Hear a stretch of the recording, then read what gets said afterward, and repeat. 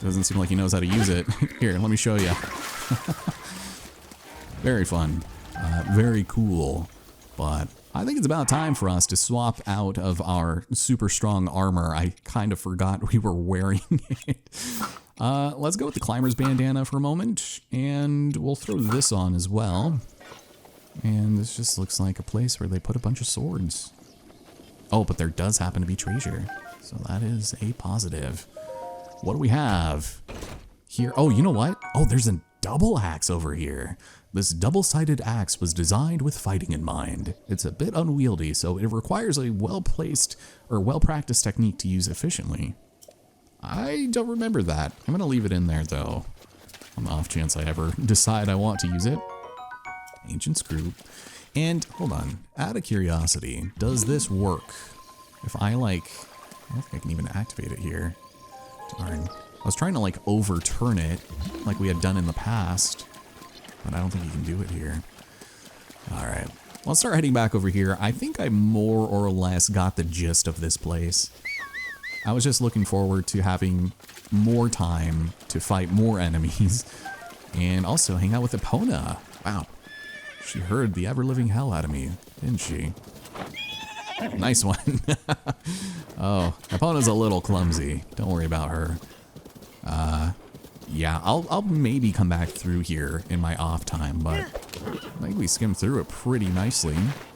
So, if we keep heading along this path, we'll meet up with Hestu, and we'll be able to turn in some of our seeds for inventory space, but there's something over here. A traveler, of course. Oh, sorry. Are you the one I already spoke to? You must be. Sometimes you'll find very suspicious travelers, and they do not like to talk all that much. But this is what caught my eye. Oop, careful. You wanna just slide on down, why not? Let's see what we have in this treasure that was suspended. Another opal, are you kidding me? All right, Epona, it's time to make the grand scale. Just gonna go and mount again. And before I forget, and in case that happens to be sooner rather than later, I'm gonna go ahead and use my bonus right here and now. So we'll go ahead and use our weapon repairs, and restores the durability of all of our weapons. That is insane. Just not the bow. All right, duly noted. That's OP. That's really good. And the thing about that is I was actively trying to get it. And if you time it just right with the roulette, then you will be able to get it. So very cool. And I definitely appreciate that. Now we're back to the old Jeffrey Dahammer shrine. I'm going to go and Cryonis my way up over here since it looks like it might start raining again soon. There's also, I think, a treasure that is being suspended up there. And we'll just go along this way. So, yeah. I think those are swift violets. I'm not sure if we picked those up before, or it's some type of violet. That's alright. We'll go and make our way up. Again, this would probably be faster, but in the name of a double shrine, it would be a good idea. So, because I think this actually might be the wrong side to go up now that I think about it. We'll see. As long as it doesn't start raining for 5 seconds, then we should be fine. I just have a tendency of having some pretty bad luck when ascending these waterfalls like this. I just hope I also don't start getting harassed by things. But, yeah, I wouldn't be surprised if there was another path around. Whoop, whoop, whoop, whoop. No, no, no, no, no. Oh, God, I knew that was gonna happen. That is indeed what happens when you get just a little cocky. Of course, I do this basically in pristine order when I'm not talking. But let's see what we have over here. There is indeed a treasure, so I'm gonna go ahead and just grab it via magnesis as long as I don't fall in between the rushing waterfall. Good lord. The second I start talking and it's Jover for my hands, you know? I guess unless you actually do make these Let's Plays and stuff, it might be a concept that is slightly difficult to understand. There's a soldier's broadsword I don't really care for, so We'll just leave that there. And we'll just make our way up. Ooh. Well, I do wonder, perhaps if I blow this in the correct direction and not have the wind absolutely wreck it, then maybe, hey, there we go. I actually did it decently for once.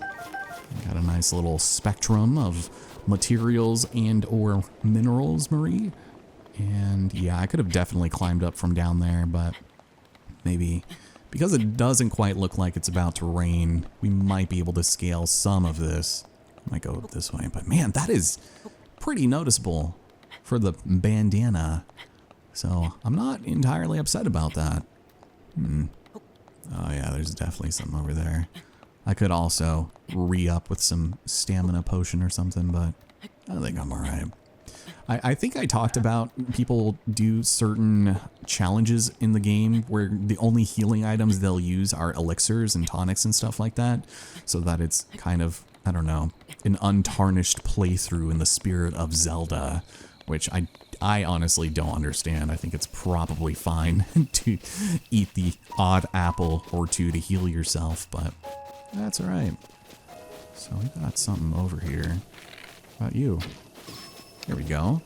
It's not bad. Not really all that great either.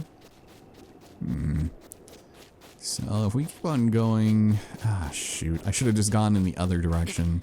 And this is definitely the lower of the two peaks. So that's kind of scary. But hey, at least I'm pretty sure we don't have any Stoblins coming out to wreck us out here. So that's nice. And some of these surfaces are actually at an angle just enough that you're able to run up them and regain a little bit of stamina, this being one of them, but you'll sometimes just cling on with your sticky fingies, you know?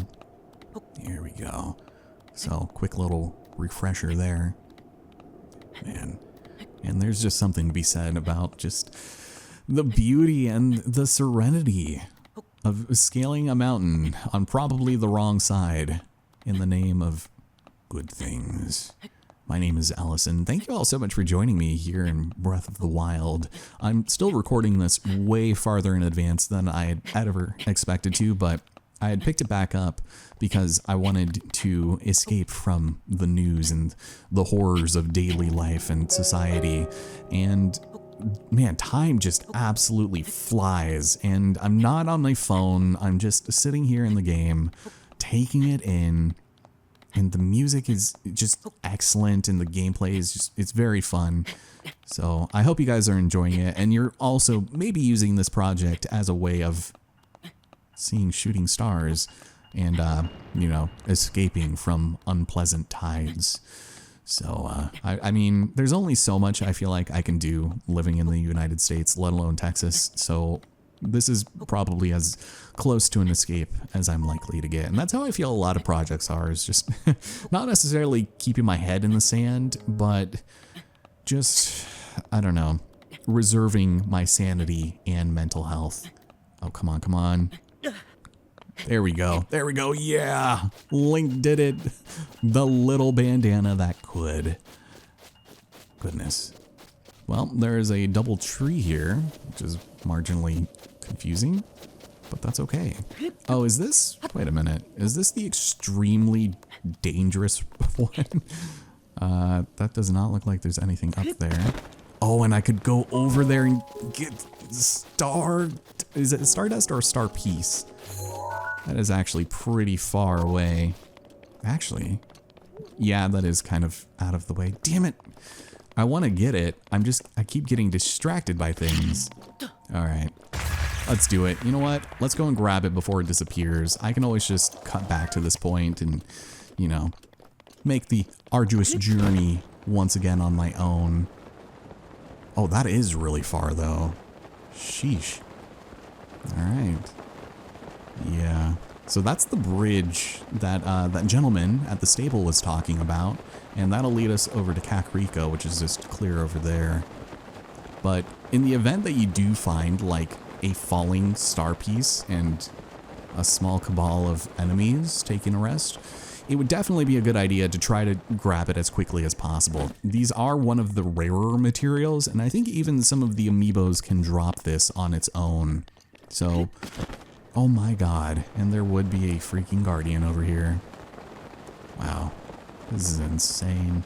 Oh, I should mention, of course, there would be one over here as well.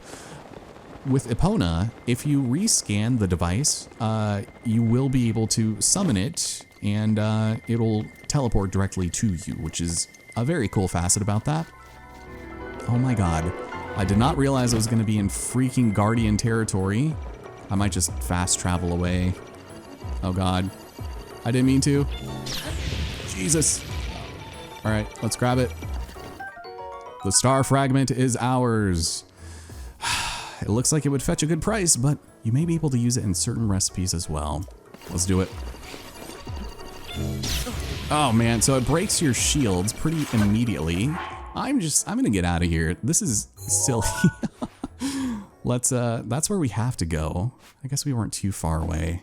If it wasn't night, I'd feel a little better about this, but I hate doing it, but let's go. Maybe we should go up on this side. It might be a little easier. Yeah, let's do it. I'm sorry, but the cheese must stand. The star fragment was worth it, and you could even see the shrine off in the distance there. Alright, so not too far from where we diverted from our original destination, I had noticed that there were a couple of derelict and long abandoned settlements that deserve just a little bit of grace. Maybe some love and hell, even a bit of exploration to see exactly how this came to be. And as it stands, it's been overrun by the Chews. Good lord. Well, that was quite a coordinated attack if I ever saw it myself, but thank you. Inside of this very cozy and spacious one-room cabin lies somebody's treasured iron sledgehammer. Huh. There's a cooking pot out here. And just how far away this is from civilization kind of leads me to believe that the person who lived here enjoyed a life of solitude, which is also made evident by the fact that there is an offering pot here. And should we decide to add an apple to the altar of the legendary Koroks, then we will be bestowed upon with their native treasure. Please and thank you. So what's nice about these offering plates is you can actually take back the items you put on there, and the Korok will not say a damn thing. Not even if you take, the surrounding plants, like the cool Saflina. When cooked, it will temporarily increase your resistance to heat, which is really nice, considering we don't really have much to help on that front just yet. But something I noticed here. Oh, no way. No way. There is not only a lizard, but there's also another bladed rhino beetle. Oh, it's beautiful. I love it. And some goods around here, I'm sure. So let's go and blast these open. Quite the lucrative place to be putting the minerals and whatnot. Another one right over here. Hopefully we get something semi-rare. Amba's pretty good, but anytime you see flint or rock salt, it's a bit disappointing. There it is. Let's go and get it. Oh wait, is that... That's not sapphire, is it? No, that's flint. Man, sometimes you just get your hopes up because they look so similar, but not the case. Alright, well this was certainly an excursion, if I ever saw it myself.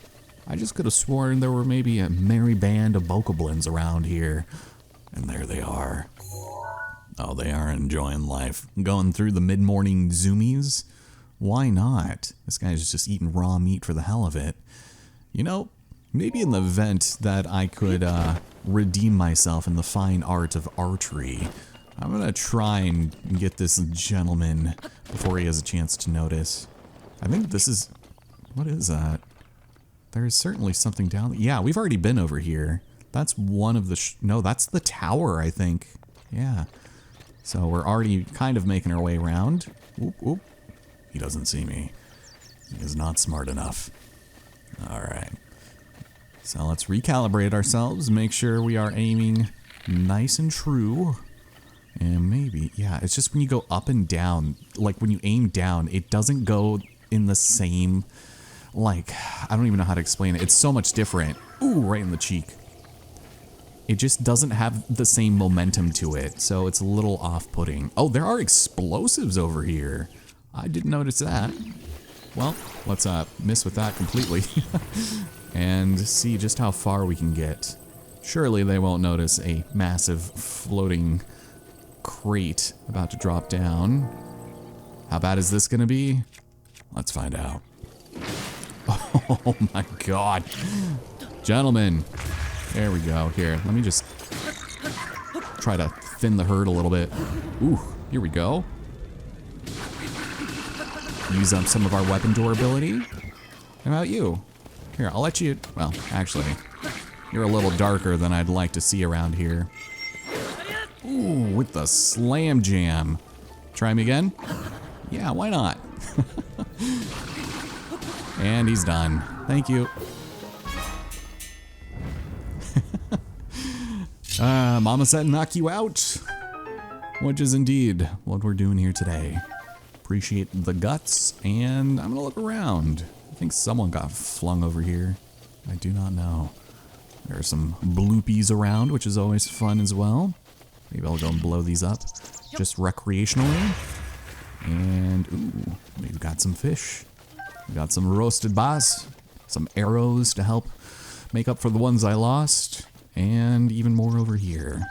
Overall, not a bad haul of things, but I don't want to go exploring in Guardian territory, especially if all we're getting here is a stank and luminous stone. We'll be able to find plenty of those in the future. There's quite a few places that you can grind for them, but just for a little bit of context, yeah, that's where we flew over. That guy, he's probably guarding something. If I had a little more practice with the deflection, I might play around with killing them, but I still don't think we have the appropriate weapons to take them out, so that's sort of my reasoning on that. We got some seared steak, and it seems as though that might be everything. A couple more guts for us to pick up, and we can actually start making our way back to our regularly scheduled programming here in Breath of the Wild. God. This is just a day in the life of me playing this game normally, you know? But I actually am not entirely sure if there's a lot up here, because we could have come up on this side if we had decided not to go between the two stables, but we'll see. I took off my bandana because I wanted to look fancy, but we'll see. A lot of the other headgear that you get from the amiibos are mostly just different hairstyles, and they don't look all that different, so if I end up wearing the Fierce Deities mask for too long, then I'm so sorry. But, yeah, I guess we'll just keep on climbing. And luckily it didn't rain as I was making my ascent. But that's alright. There's a bunch of birds up there, which makes me kind of nervous. Don't you get nervous when you see a flock of birds just circling something? But there it is. A lovely little cricket. What are you doing here? A little rickety cricket? Come on. Get in my pocket, friend. I'm gonna need you for something pretty soon. Oh, we also have the goat. Yeah. So actually, there's one other thing I wanted to explore. It was the two trees that we saw. I wonder if there was anything to that, because there are some rocks here, and I think we just need to roll one of these down the hill, because that's where I was going to start. And then I was like, I'll get a little closer, but yeah, it's the two trees. All we gotta do is roll it down, and hopefully that makes it. Oh, that was not a great shot there. Alright, well, that's fine. Unless, no, oh my god, the misdirect. Insane. What a shot. Alright, I will take it. I will certainly take that. First try. So, yeah, a couple of ledges to catch your breath there, but that's alright. So we have twin peaks here, and we're going to need the information of one to clear the other, and vice versa. And so that's certainly something I am going to be looking at, but before we go into, is it down here? I thought it was at the top of the peak. Huh. Luckily you'll be able to just fast travel to the other, but let me see. Surely there might be something up here. They wouldn't just, leave it nice and naked. See, this game really does reward curiosity in a way that is extremely gratifying, but also incredibly annoying. Off you go. Hope I don't squish anything that doesn't deserve squishing.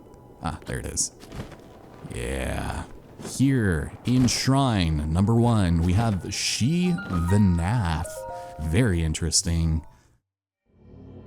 I think the other one also has a pretty similar name, but I do have a notebook and a pen on standby because, yeah, we're gonna need to write some stuff down. All right, Sir Venath. In the name of the goddess Hylia, we have twin memories. Let's take a look. The shrines atop these peaks share a connection. Their memory, the answer to the other's question. Commit to memory before you start, lest a failure, you will depart. Oh, thank you for that. So I take it, here we go. We're gonna need an aerial view for this one, and get my pen at the ready, since this is obviously a game that demands it. And just relative to, I guess, the closed gate, we have a 5x5 grid, and so as long as we just quickly, and we should have all of the information we need here. So yeah, just make sure you keep in mind where these orbs are, and is there anything else around here? I'm curious, because maybe the treasure's on the other side, or maybe it's right over here. Would you look at that? All right, don't mind me. I guess I'll take a serpentine spear. Spearmasters of the Sheikah tribe can use the crescent shape to snag their opponents and deliver brutal cuts. Yeah, you're telling me. All right, well, I don't know. I think I might skip on that. That doesn't sound super incredible at the moment. This is one of the first times we're actually gonna leave before doing anything else. So until next time, which will be shortly. But there is one thing that I did want to check before ending off this recording session, and it's going to be after we finish all of these shenanigans. So I do want to head on to this side because there was like a path over here, right? Yeah, I thought I saw this. Even more ores to destroy, not bad. Oh, look at that. Oh my goodness. A veritable supply of treasure, as well as our first topaz. It's been known to fetch a high price since ancient times, but these are pretty valuable. I just might want to hang on to those for some upgrading purposes. Man, anytime I think of topaz, I think of season 1 of Big Brother Canada, and it's like a really long story that I don't want to get into because I always just think of it when I think of topaz, but that's the name of a person who voted the wrong way at the end of the game that actually determined who won the first season of that show.